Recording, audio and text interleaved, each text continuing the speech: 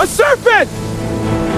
The cause beauty Amara was known as the kindest girl in Umoke village, but no one ever stayed long enough to know her. Hey, over here! Each time a man came to ask for her hand in marriage, he would suddenly freeze, his eyes wide with fear, then turn and run without a word.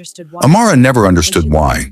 When she looked into the mirror, she saw her tall figure, smooth brown skin, and gentle face. Yet the village whispered that she was cursed. Her stepmother, Madame Kambili, always watched silently from the doorway, her lips curved in a strange smile. At night, she whispered words into a clay pot hidden under her bed.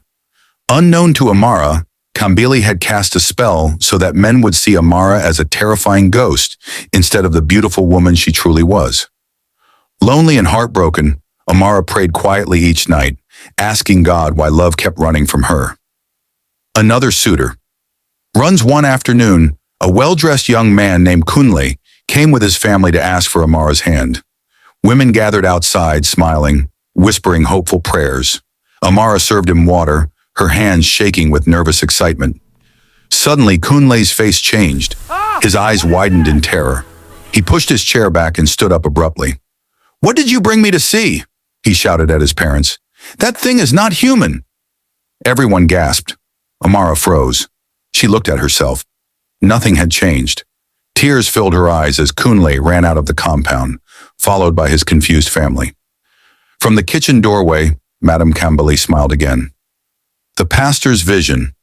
One evening, Pastor Elijah and his friend Tunde passed through Umuoke while traveling for a church outreach. They stopped at Amara's home to ask for water.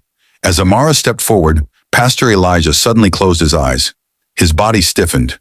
He saw a vision. Amara standing in chains, while a dark figure whispered into a clay pot behind her. He opened his eyes sharply and looked directly at Madame Kambili. "There is something wrong in this house," he said calmly, "but God has sent us." Madame Kambili's face twitched, but she forced a smile. The manifestation Pastor Elijah asked everyone to gather in the living room. He began to pray loudly. As his voice rose, the air in the room grew heavy. Suddenly, Madame Kambili screamed and fell to the floor. Her body shook violently. She shouted words that made no sense, begging for the prayers to stop. "I did it," she cried. "I didn't want her to marry before my daughter. I made men see her as a ghost." Amara gasped, tears streaming down her face. Pastor Elijah laid hands on her and prayed again. A bright calm filled the room. The heaviness lifted. Love at last. The next morning, Pastor Elijah's friend Tunde returned, but this time, his face lit up when he saw Amara.